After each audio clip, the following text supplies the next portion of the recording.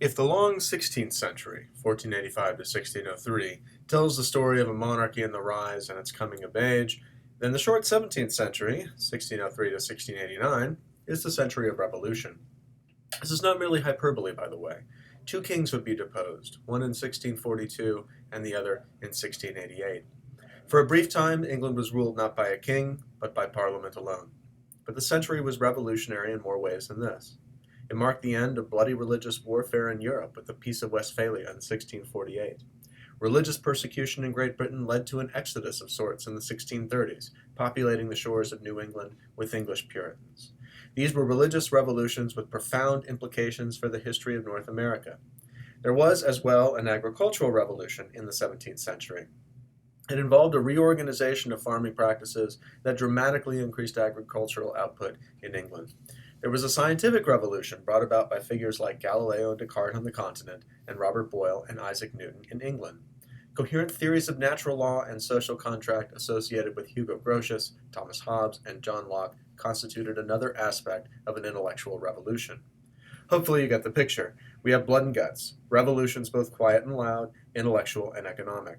They are fascinating times, and I encourage everyone to take my colleagues' courses on early modern Europe and Great Britain to flesh out these most important changes in European history. They have profound implications not just for European history, but in terms of understanding economic, social, and political development all around the world. For our purposes, we want to zone in on the constitutional nature of these revolutions, and to do so requires us to understand several things. First, European monarchies in the 17th century were trending towards absolutism. This meant that royal power increased at the expense of representative assemblies and the nobility. Of course, the dynamics of this were complicated, and monarchs could never completely take power away from the nobility, but the fact remains that representative institutions were on the decline. Second, a notion of the ancient constitution was coming into being during the 17th century that infused the concept of constitutional monarchy in England with tremendous power. In order to understand what this means, and it is a complex matter, then we need to remember how the English government was constructed, how the Tudors had risen to power, and what problems they left behind. We will also want to see how medieval legacies were translated into 17th century solutions to 17th century problems. This will lead us to three big questions that I want you to take into the documents this week. Question 1. Why did the Stuarts inspire constitutional resistance? Stuarts were able monarchs who, with a little more prudence, might have had as secure a dynasty as their Tudor predecessors. But instead, one Stuart gets his head chopped off and another gets run out of town. Why? Second, how did 17th century Britons understand their constitution? Again, here, I want you to think about precisely what the sources are for what is a constitution. This is, after all, the foundation of the concept that would impact the founders. And this will lead us to an even more complex question that will explode in the 18th century. What is sovereignty? Look for its sources now. It is once again useful for us to look at the long history of England from the 15th through the 17th centuries. The Tudor dynasty's apparent stability has to be contrasted to the Stuart dynasty's serious troubles. We can't help but begin our history of the 17th century with the knowledge that things don't end up well for these Scottish monarchs. And yes, they were Scots. James I reigned from 1603 to 1625. He was already King of Scotland. He was James VI of Scotland when the English throne was offered up to him. This proved problematic in several ways. James, being Scottish, did not seem to care much for appearances. On one royal progress, he threatened to pull down his breeches so that the cheering people could cheer the royal arse. He had a penchant for young boys, and was not hesitant about taking them back to his chambers. But he did have some things going for him. His reign began with the uncovering of a massive Catholic conspiracy to blow up both houses of Parliament when the king was present to address them. The conspiracy was uncovered, the Catholic plot foiled, and the Protestant nation enjoyed some brief unity in the face of it. The foiled event would be thereafter celebrated as Guy Fawkes Day. Guy Fawkes was one of the conspirators, and the annual celebrations usually involved carrying around an effigy of Guy Fawkes, or the Pope, and then burning the effigy at the end. A little foreshadowing, Guy Fawkes Day plays a big role in the American Revolution. But the goodwill was not necessarily to last. Part of the problem had to do with James's understanding of his own royal power. He put forward the idea of divine right monarchy. Now, it had long been a part of medieval political theology that God ordained rulers and the king had been appointed by God. But James took this much further. To put it bluntly, James understood kings to be like gods on earth. That is, not only that God sanctioned the rule of kings, but that the king's power over his subject was like that of God's power. In a word, incontrovertible. This notion of divine right monarchy ran squarely into the English Constitution, which limited the king's power in several crucial ways. First, it required Parliament's consent to legislate. Recall that Parliament consists of the Lords, the Commons, and the King. Second, it required all actions of the king to be sanctified by the traditions of the common law. As such, law was the king's word and incontrovertible, but it did not follow that the king's word was law. This was a critical distinction. James was also contemptuous of those Protestants who wanted to purify the Anglican Church. Elizabeth had succeeded in placating the religious reformers by making piecemeal changes and adopting a Protestant liturgy in the Anglican Church. Puritans, as the reformers were called, were hopeful with James's accession that they would receive a favorable audience, but they found James wanting in this arena. The more radical of the Puritans decided that they could no longer take communion with the Anglicans, and they separated. It was not safe for the separatists to stay in England. Although Elizabeth had not actively sought a religious test of conscience, she had required that all of the English be at least nominal members of the church. Many of the separatists departed from England. Some of these pilgrims moved first to the Netherlands and then ultimately to the New World. We'll turn to them later. But what you should understand here is that religious tensions were unresolved during James's reign. His finances were also a mess. Henry VIII and Elizabeth had succeeded in turning royal finances around, or more accurately, their ministers had, but they depended too much upon the sale of monastery lands for revenue. As everyone knows, selling off assets is not the way to secure a long-term income. James attempted a number of measures to increase royal income, but none succeeded in generating enough revenue to keep the king independent of extraordinary taxes, which had to be granted by Parliament. James's son Charles inherited these problems. He also faced a significantly bad diplomatic crisis upon his succession. Europe erupted into warfare in 1618 in what became known as the 30 Years' War. It was the last of the religious wars that had commenced with the Protestant Reformation of a century earlier.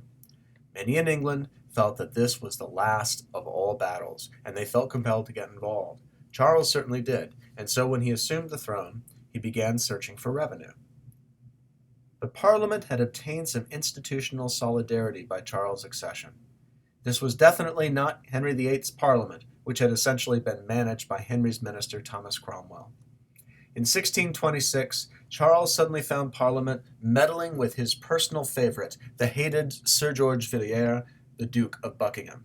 To be specific, Parliament passed a bill of impeachment against the Duke. Charles was furious. He ordered that Sir John Eliot, a member of Parliament leading the attack on Buckingham, be jailed, and he dissolved the Parliament. Then he told his Privy Council that he wanted them to find the money necessary to fund his foreign adventures. The Privy Council recommended administering a forced loan at the rate of 5 subsidies. The rate of 5 subsidies part just means that it was equal to 5 subsidies that would have been granted by Parliament. A subsidy was a fixed amount that each taxpayer would owe. The forced loan part meant that it was an emergency loan granted to the king, which pretty much everyone knew would never be repaid. The forced loan was an ancient form of revenue gathering, but it was for emergencies. It was usually called a benevolence, and however much an emergency Charles believed he had, no king had ever ordered a forced loan after dissolving Parliament. On the other hand, Parliaments had never delayed the passage of subsidies while it considered impeachment bills. The times were a-changing. Resistance to the forced loan did not materialize all at once. Many Protestants proved willing to pay the tax for fear that the Catholic menace in Europe signaled the end of days. But the longer collection went on, the more resistance occurred. Ultimately, 70 people were jailed for refusing to pay it. They were jailed on special command of the king. 5 of them sued out a writ of habeas corpus, and this became the 5 Knights case.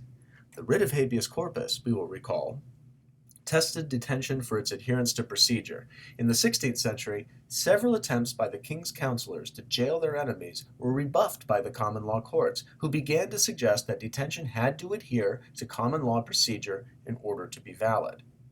The Five Knights case did not end well for anyone. The king's bench refused to release the Five Knights or anyone jailed by special order of the king. The courts essentially said that if the king ordered detention for no essential reason, then the courts were powerless to go behind the form. This was bad news for the Five Knights, but it did not stop other protests. The tax had faltered. Charles had to give up. And so, reluctantly, he called Parliament. The first session of the 1628 Parliament went very well. The Commons immediately voted 5 subsidies to the king, leading Charles to rejoice and to promise to call parliaments frequently. But despite voting them, they were not yet in a bill, and before Parliament would present Charles with the bill that granted him the subsidies, they wanted him to affirm their rights. Sir Edward Coke, the great lawyer, former Chief Justice of King's Bench, suggested to Parliament that they proceed by petition, and so they presented Charles with the Petition of Right. Charles accepted the petition and then, inexplicably, signed it, as if it were a bill. He then got his subsidies. The second session of Parliament did not go so well. Parliament meddled in church matters, refused to grant customary revenues to the king, and when Charles heard about it, he angrily sent the sergeant to the hall to retrieve the mace, which was the symbol of royal power in Parliament. When the sergeant arrived, he found the door locked. With the sergeant banging on the door, Parliament voted several resolutions denouncing royal religious policies. Then they let the sergeant in, who swept the mace up and left. Charles had dissolved Parliament, and he would not call it again for 12 years. Thus brought on the 1630s. Puritans were despondent because Charles had essentially closed the door to religious reform. Even worse, his religious appointments brought in people hostile to their concerns. Throw in that Charles had a Catholic wife who was likely exercising a good deal of influence over their children, and things looked bleak indeed. What was worse, the new Archbishop of Canterbury resurrected the High Commission, which began instituting something like a religious test aimed at ferreting out Puritans with separatist leanings. This was part of a great increase in the business of the prerogative courts, both High Commission and Star Chamber, to enforce the king's agenda. So no wonder that 10,000 Puritans would flee to the New World during what they considered to be dark days. But if governing without Parliament meant turning more and more to the prerogative courts, those courts could not solve the problem of money, and the king needed money badly. He turned to his Privy Council, which maximized every bit of revenue that he had. Of course, he could not pass new taxes. He was aware that only Parliament could do so. So the Privy Council resurrected obsolete feudal fees and fines, and they used old taxes in creative ways. For instance, ship money used to be collected from time to time to pay for the navy. In 1637, Charles ordered a collection, although it was clear the money was going into the general coffers.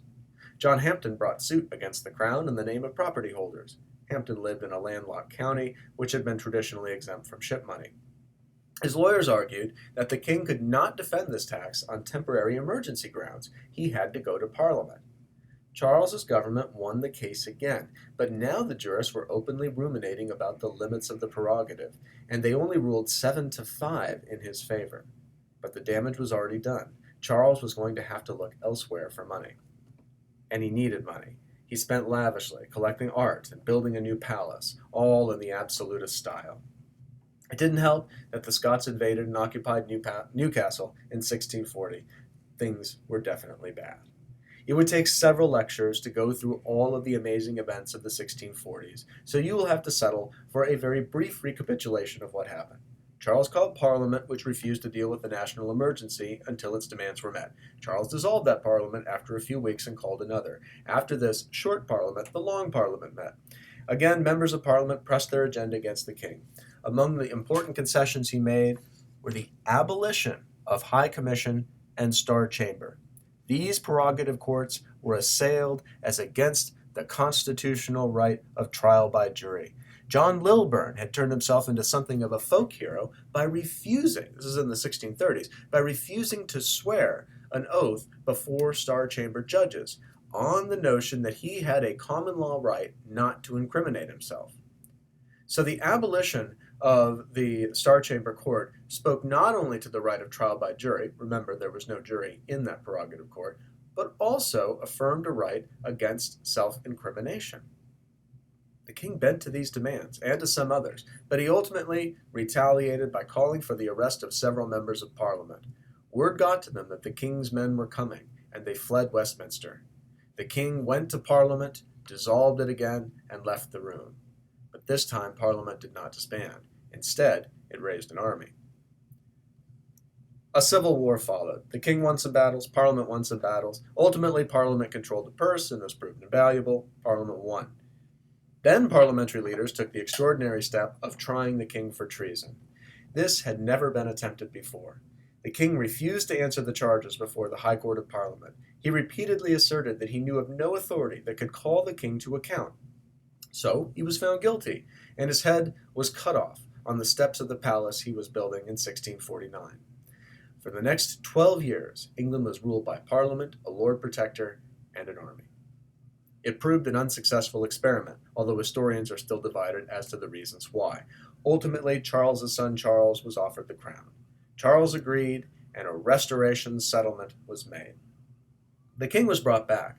He demanded that his reign be dated from 1649, in fact, from the exact day that his father was executed. Parliament agreed to this, and also consigned the entire period of time between Charles I's execution and Charles II's accession to oblivion in the Act of Oblivion. This was a completely new law and foreshadowed Parliament's power. Importantly, the prerogative courts were not reestablished. Star Chamber and High Commission were permanently gone. Finally, a set of religiously repressive laws were passed in the 1660s, known collectively as the Clarendon Code. Collectively, these laws prevented nonconformist Protestants and Catholics from holding office in government or in any corporation, or from holding religious meetings. It also prevented nonconformists and Catholic ministers from living within 5 miles of any town that they used to preach in. The Clarendon Code was in line with European trends towards establishing confessional states. Religious warfare had raged intermittently ever since Martin Luther had inaugurated the Protestant Reformation in 1517. The culmination was that bloody 30 Years' War, which began in 1618 and was concluded with the Peace of Westphalia in 1648. The peace consisted of a series of treaties that adopted the principle of cuius regio ius religio. Whoever rules chooses the religion. In short, the solution to religious dissidence and religious warfare was to assert religious authority and to crack down on dissenters. The Peace of Westphalia also established the boundaries of modern Europe, at least roughly, but this is not our concern at present. Charles II became known as the Merry Monarch, probably for his numerous affairs with racy London actresses. But his reign consisted of the skillfully, and sometimes not so skillful handling, of a series of political crises. Parliament never voted him enough money, leading him to conclude a secret agreement with Louis XIV of France that established a secret purse for him in exchange for his promise to come out of the closet as a Catholic and promote toleration in England. He attempted to do this, culminating in his issuance of a Declaration of Indulgence in 1672, which suspended all penal legislation for religious repression. Parliament reacted strongly, petitioning the king to repeal the declaration in 1673. Parliament put forward the constitutional position that only statutes could suspend statutes. Charles relented, rescinded the Declaration of Indulgence, and accepted a new Test Act in 1673. By the way, the Test Act, which I did not explain fully before, I will just briefly say this was the issuance of a religious test. You had to take an oath that indicated you were a member of the official Anglican Church in order to hold office.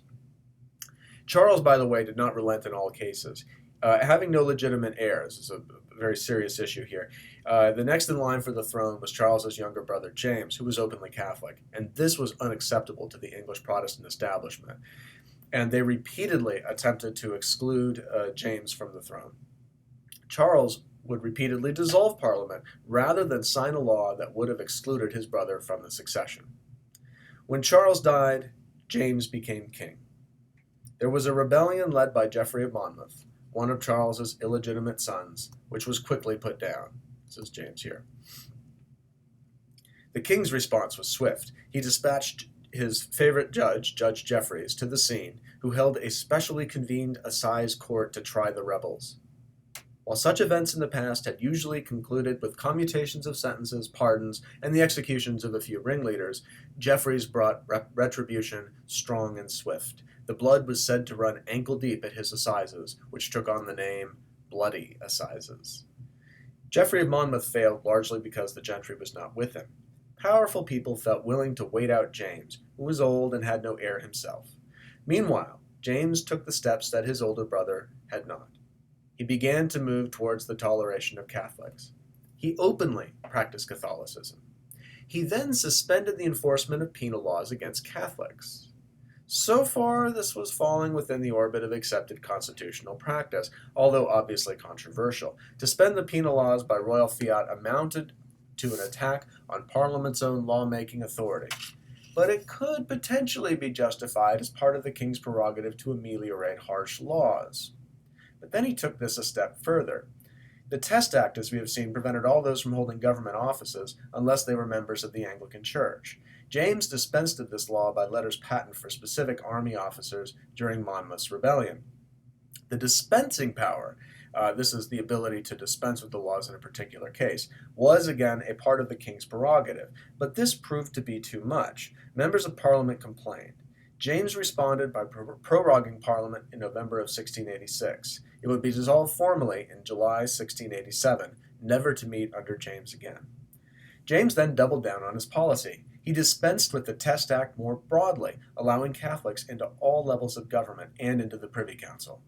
It should here be noted, by the way, that very few Catholics actually did come into the king's service, but the principle was toward toleration. In April of 1687, James issued a broad declaration of indulgence. The declaration suspended the penal laws for Catholics and dissenting Protestants outright. Regarding the Test Act, the declaration said that the religious test should not be tendered. A test case was arranged involving Colonel Sir Edward Hales, a Catholic who had been given a dispensation by King James to hold his commission. He was duly convicted in the assizes of violating the Test Act, and his plea of dispensation, having that king's dispensation, was then appealed to the King's Bench in the case of Godden v. Hales.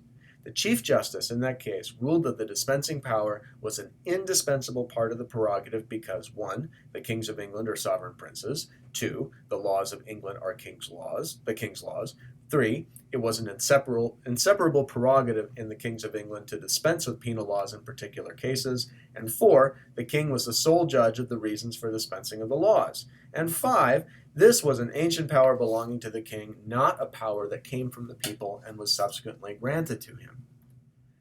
James reissued the Declaration of Indulgence and ordered that it be read in every pulpit. The Archbishop of Canterbury and 6 other bishops petitioned the king to rescind the declaration.